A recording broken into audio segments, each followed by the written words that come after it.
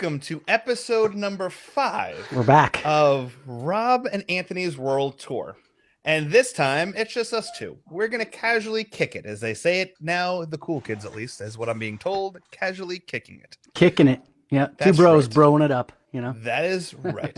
And then, last episode we had Tim, which we're so grateful to have him on the show. Yeah, so it's so great. I mean, the connections up in the Pacific Northwest are amazing, and it's so great that I get to be a part of something of that. So it's good stuff. But we're back now, episode 5. Today, Rob, you're taking us back to. You're keeping us in Seattle. You've had a lot of. I'm keeping us here. The last episode, I played a band that was a buddy of mine was a bass player in that band. And then I thought, there's no way I can play anything of his without playing something where he's actually the singer-songwriter. So there's a connection to the last band. This one, Abraham, he is actually a singer-songwriter / drummer. So it's a very interesting situation. Him and let's see, I wrote the name down. Ryan Stanley or something like that. I think that's his name. They both are singer-songwriters, but they both are drummers. So Stereo Numbers actually has played with these guys. And it was really cool. I had no idea when I saw them that this was the situation, but I knew my buddy Joel was in the band, and I liked the band that I heard, the songs that I'd heard. So Joel's up there singing, and it's just like, yeah, this is killer. And after a couple songs, they switch.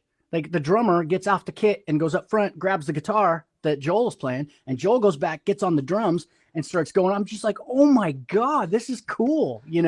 There's not a lot of bands that do that. And they do that the whole show. That's just the way they do that. And then there's I'm not sure if it's pronounced Mikel or whatever. Mikal is Mikel Lope. I don't know if that's either way. That's their bass player that always is the bass player. But killer band, killer trio, fun guys. And another reason I wanted to bring up Joel Myers is if it wasn't for him, I probably would have lost my entire mind during this lockdown situation, because what he did was he got a hold of me right away. He was the one that was in all the bands. He's been in like 5 or 6 bands. He's always playing live. It seems like he played 3-4 nights a week. I don't know how he did it. And he had his day job. I don't know how he did it, but I thought it'd be the hardest for him to not have that, because he was the person I knew that played the most in the most different bands. Well, he gets a hold of me and he's like, hey dude, I'm starting this thing called Song Club.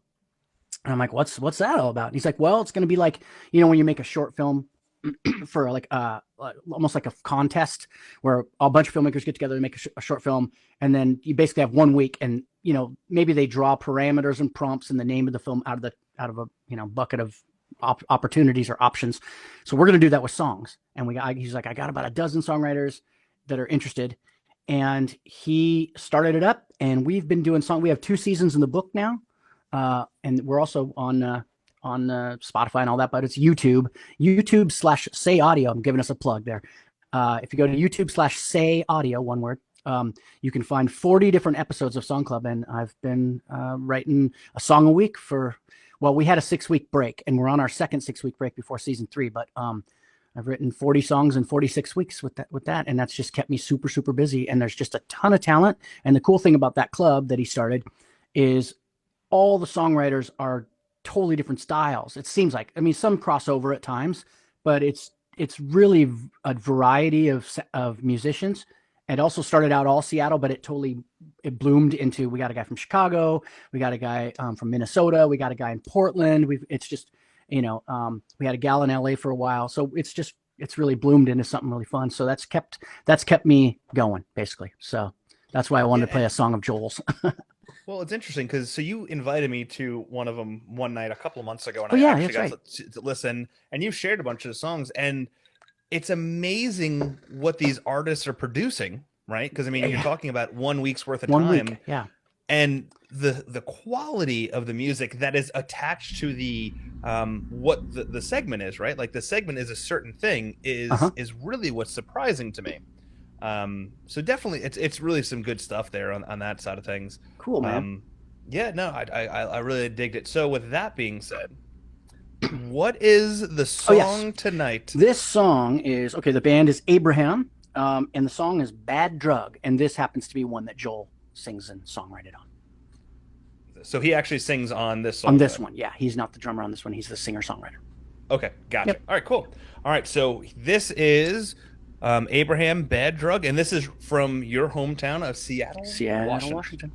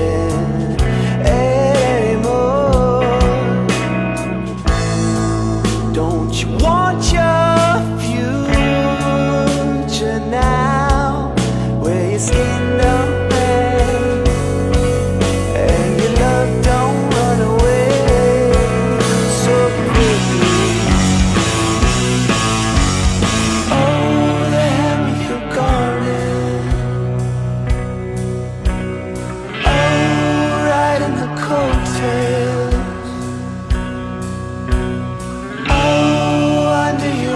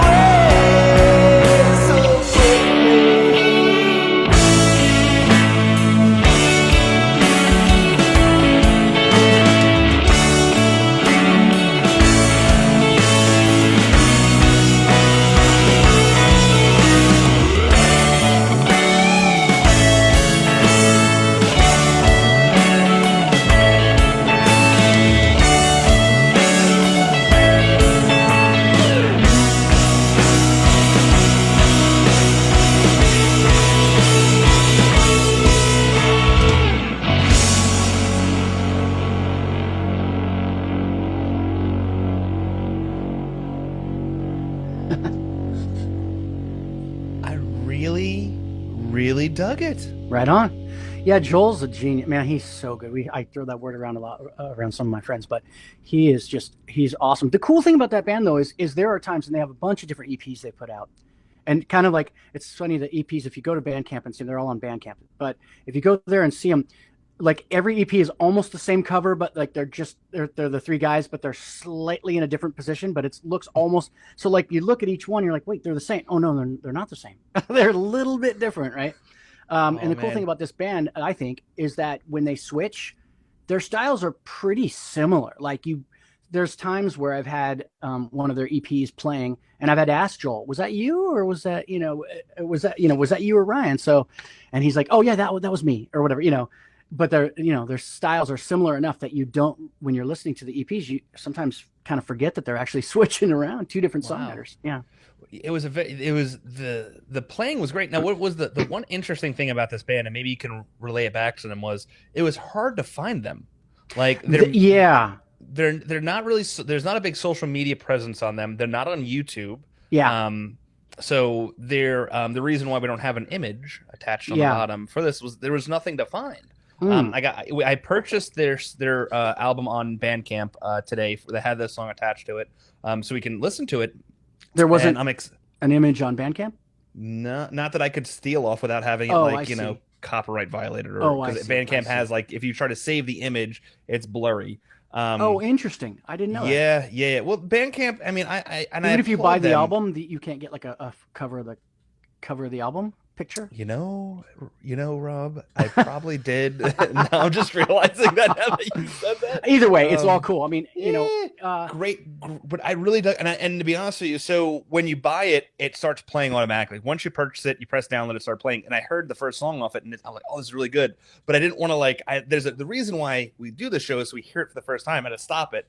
Yeah. Now I can't wait till after the show. I'm really excited about listening to the whole album. Yeah, there's some real cool stuff, and like I said, we got Stereo Embers, played with them at one point along the journey, and it was really fun. They're great guys. That's the weird thing about weird is not the right word, but that's the interesting thing about Joel. He's in a ton of bands, but a lot of his groups are and they're playing out around all the time when they could. But he he's in another band called Afterlife Gift Shop, which is awesome, and he's more the lead guitar player in that group. And if you go to their like stuff online, it doesn't even bio doesn't even say their names. It doesn't say anything. Wow. It's like bio, there's nothing. And then like photo of them, you can't find photos of them anywhere. So I think he does a lot of this like lay underground on purpose thing. Like even with Song Club, he was like, let's not really push this right now. Let's just sort of let it naturally happen. It wasn't like really like he went out of his way to say, let's not but it wasn't like, we're not all running to all of our Facebooks and screaming at the world, you got to listen to this, come on. Because if we all did, all 12 of us or whatever it is, we probably would have built up a much bigger draw on the Song Club thing. But it's just more like, let's just kind of let it out there and just let it kind of flow down the river. And if it accidentally takes off and goes somewhere big, then it will. But let's let it be about us right now.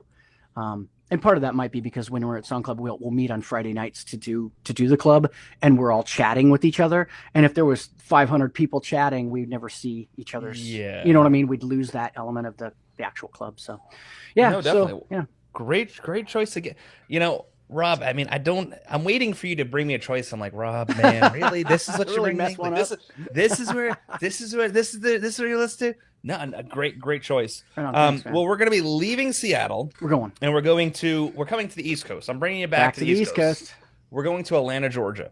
Okay. The band is different than any of the music I've ever had to listen to before. I don't know what kind of music it is. It's kind of grungy, alternatively rock, more new age. I don't know how to describe it. Wait, grungy rock, new age? Yeah, I don't know. Did you say new age? Yeah. Like what? That's a mix I've never heard put in the same mouthful. How about maybe you can determine it better than I can? Yeah. But this band Open Up was like a opening band for Bush a couple of years ago, and they only played 2 shows for them. Okay. Locally, and I think they were just kind of like a fill-in. And I was one of the few people in the audience that really dug them because they were so different than what Bush is. Like, right. Yeah. When you listen to them, you wouldn't expect this band to be opening up for them. The band's called Big Jesus, which is interesting. Yeah, it is interesting. Yeah. Interesting name, right? Big Jesus. The song's called Floating Past You. It's different. I'm definitely going out on a limb a little bit because I wanted to see how far out I can go with Rob to see what Rob's taste is so I can start, tapping into different things. Push the envelope a little bit. This one was, I couldn't find an actual version of this online that I could share. So I got a live version of it, and I got video. So we got video free this time. We're taking a new leap in our show's evolution. Change it up a little bit. That's right. We're evolving. It's like Eddie once said, "It's evolution, baby." Yeah, exactly. So this is Big Jesus, and this is Floating Past You.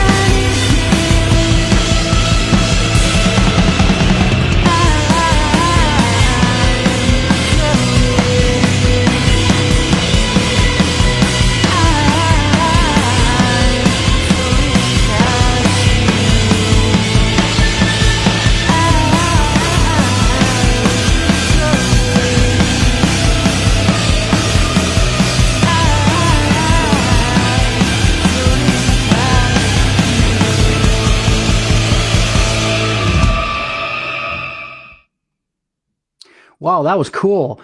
The first thing I'd say about that is that the band starts up and they're just balls to the wall. They're heavy, they're gritty, like grunge, like you say, and you don't expect his voice to sound like that at least I didn't.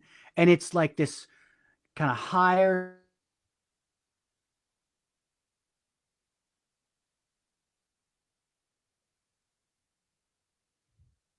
Oh no. Rob is frozen.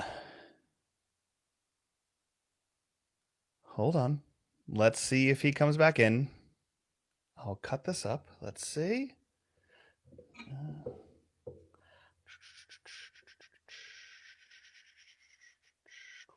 Up. Sorry about that. I just no, totally. Right. It's all right. What I could totally do is I can actually have, I can just add this, like, I can cut this up and add you to the point. So if you just want to go right from his voice. So yeah, his voice, it just, you didn't expect it. It was like soft and pretty and kind of, and with that type of music being all super like heavy and gritty and in your face and grungy, especially that drummer was like balls to the wall the whole time. Like there was no slowing down for that guy at all. And the cool thing is it makes it super interesting and different because of that. There are a few bands from the mid 2000s that were like these indie bands that kind of had that type of feel to me. They're like, and I forget what the style was called. There was definitely a name. I don't want to say it's mathy because it didn't seem super mathy, but maybe a touch of it. But like, there was this type of indie rock that was happening in the late 2000s, like 2007, 2008, 2009, that was really prominent, or especially like Midwestern bands were popping up all the time that kind of had that sort of really heavy, but like the singer would be really like kind of softer and kind of more indie sounding. Yeah, I don't know, man. Cool style. I liked it. Yeah, so I went to go see Bush. This was the opening act. And most people now listen, if you're a Bush diehard and you go see them and you see this band, you're not expecting it. No. I was thoroughly enjoying this and got to meet the band afterwards and oh, cool. You know, super great people. I loved it. I've been a big fan of theirs. And I like how different it is. Like I said, his voice is very dreamy. The music's very rocky. Yeah. It's very different dynamic. I love wearing a Big Jesus. I got one of their t-shirts. I wear the Big Jesus t-shirt around sometimes. And people are like, I love the shirt. I'm a big fan. I'm like, are you a fan of the band or a fan of Jesus? You know? Yeah. So, you know, I feel like I'm kind of doubling down on that. Did you ask him about the name at all? I'm sure they must get questions. No, I never did. And I wish I would have. I mean, maybe they're religious guys or maybe they're not. I don't know. Maybe it's just like an idea or, you know, or maybe it's Big Jesus, you know. Big Jesus. You know, no, but I had a good friends of mine. In fact, interesting. The next show, they morphed into another band totally. But at one point they're two brothers, and at one point they were called the Jesus Rehab, and it was because they grew up pretty strict Catholic and just were rebelling about that. But then they kind of realized this name is not going to get us anymore because too many people are going to be like, nah, I'm not going to go see that. So they changed their name to Electric No-No, and great band. But that's not the band I'm going to put on the next episode, but they're in yet another band that I'm going to be putting on the next episode we do. a little teaser. It's a twisted scene in this town. Everybody's played with everybody, and you know, eventually you get to hear them all, I guess. Well, it's good stuff. Well, I thoroughly enjoy the band. So check them out. Big Jesus, they're on everything. They're not a big popular band. They haven't really put out anything new over the last couple of years, but that the one album they put out was something I'm a big fan. I'd totally of, check. Is it all similar vibe or is it all over very much similar vibe? Yeah. Cool. I love that. That sounds. You know, it's definitely the mood too. You got to be in the right mood for just jamming 100%. and. Yeah, cool. This was now listen, it doesn't show right here, but I like to run. But I also like to eat. So unfortunately, I eat more than I run. So the combination, I haven't found the right combination yet. I've been trying to find that combination for years, man. Their music is really good to run with. I don't know what it because like I get lost in the run a little bit. So I actually went this. I'm going to try to keep this short, but I went to this like online clinic for this local running group that I run with sometimes, and they say that if you listen to certain music, it will actually trigger something in your brain where you get lost in the music and time disappears a little bit, and then you actually don't focus on the pain and the time per se. So you can actually and they did this this kind of like experiment in like the Boston Marathon in 20 whenever it was. Nice. And they found that people that listened to a certain playlist that they had developed that had like very like ambient noises and like a lot of like dreamy music, like Pink Floyd and Led Zeppelin are on the list, like some of their songs that weren't as popular, that they found that the people weren't as tired at the end of it, that they were actually more relaxed, that their muscles weren't as tense, and they came out of the race more comfortable than they've ever before because the music puts you in a space in your head that you're more focused on like being lost than you are about like focusing on anything else. And that's cool. I like that. There's your science for the day. Well, maybe I need to get back into running, and I've been doing a lot of spin biking because in Seattle it rains a ton. So you'll and then the last time I went running, summertime, I was doing some running.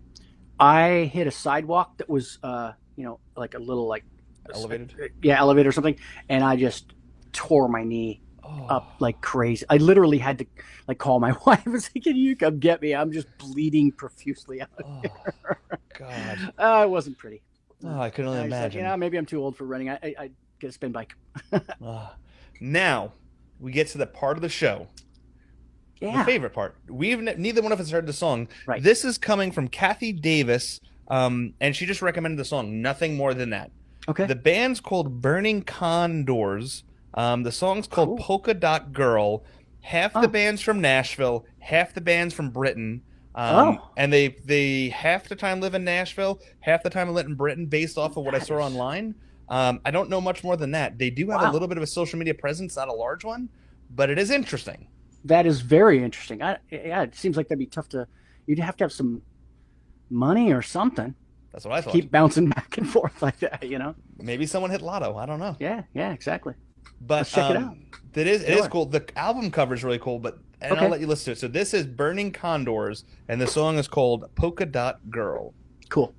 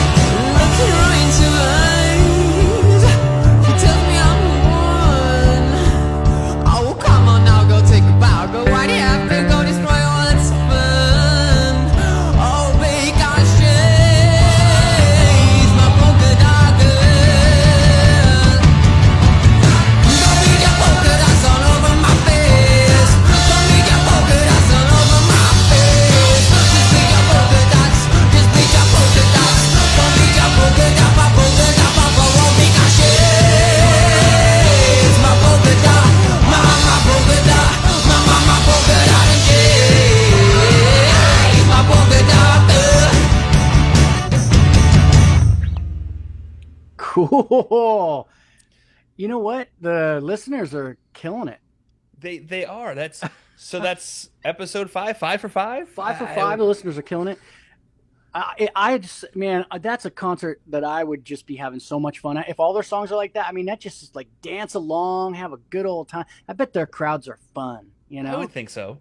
Yeah. You know what? There's a band that I thought of listening to that I kind of found similarities a little bit. I had one too. What's yours?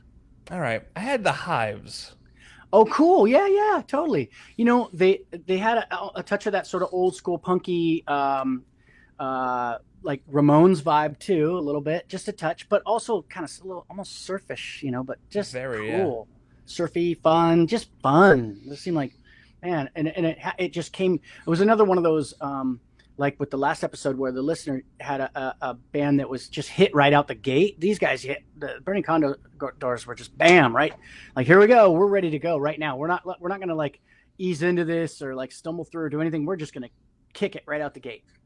thoroughly enjoyed. That was another one that it intrigues me enough to want to go out and listen to what else they're doing. Because if their music's similar to that across the rest of their album or albums, I can only imagine what they're doing. So yeah, thoroughly enjoyed that. And they're from Nashville and Britain, so there's a good opportunity because for some reason we have a good amount of listeners over in the UK, and I don't know how, but it makes you wonder what happened to them during the quarantine, the lockdown stuff. Were they over there? Were they here? Were they split in two different places? You know what I mean? That's a very good point. Where were they? Yeah. And where are they now? What are they doing? How do they keep the band together? But then again, you could say that about any band these days. That's right. Now, I will say this before we end this episode. Yeah. Watching Big Jesus and having the video on, I thought of something the whole time. Like, I feel like we're Beavis and Butthead back in the 90s, like watching a music video. Yeah, I know. You know what? It's funny. It's like when I started playing guitar in a band, it helped me a lot because when I first started in bands back in the early 90s, boy, that was a long time ago. Sometimes I would be singing and I wouldn't know what to do with my hands. It's a little bit of that same feeling, right? You're listening to music and you're on a podcast being filmed and you're like, I don't know. Should I just rock out or should I just be kind of keep it cool? Should it be groove? I mean, it's weird. It's like, so then in the end, we're just like, all right, dude. Yeah. A couple of dudes bobbing their heads, That's right. I mean, I wish I had the action of the hair like yours, because your hair has the movement, the flow going on. COVID hair. I mean, I used to keep it short and I have had really long or really short. And now it's just no barber, nothing. Just let it go. I don't know. Who knows? I had the beard going up until about 3 weeks ago, and it was long. Dude. But it got to the point where it was like I either have to deal with the next 2 weeks of like that, like it's like just like frizzy and nasty, or just cut it off. And I just was like, it's tough to maintain. But I was doing the same thing for a while there, and mine at my age now is coming in super gray. So I like literally aged like 10 years by having it. It was getting in there. It's just like all gray, and I'm like, I'm gonna try to just keep it as much youth as I can at this ripe old age. I have literally. True story. I'm taking like tweezers to gray hairs in the beard because my God, you're getting right in there. Yeah, man. I'll be 36 this year. So congrats. That's cool. Yeah, at some point, I don't know, April. Youngster. Yeah. Well, but it's like the grays are like it's like every morning. I swear to you, I pick like 10 out, and like the next morning, like another 10. Oh man. I'm like, I'm trying my best to look cool, I guess. And people always tell me whenever I say anything like this on a Facebook thing or something, oh, my beard's getting so gray. People are like, rock the gray. Don't be ashamed. I'm like, I kind of, I don't know. I don't know. I haven't got desperate enough to dye it. Like I'm not. No, I'm not going to do the just for men. I'm just going to keep it short. Yeah, but I will. I'll do the pain of plucking a couple every so often. That's pretty cool. If you're going to really, I'm starting to get it in the hair now. And I was lucky for many, many, many years. I didn't have any gray hairs at all. Now it's coming in. I guess the stress of this last year. Who knows? Oh, I thought of a band that maybe the last band that you played. Remind me of their name again. The Burning Condors. No, the one before that, the one that you picked. Big Jesus. I should never forget that. Come on, I'm so slow.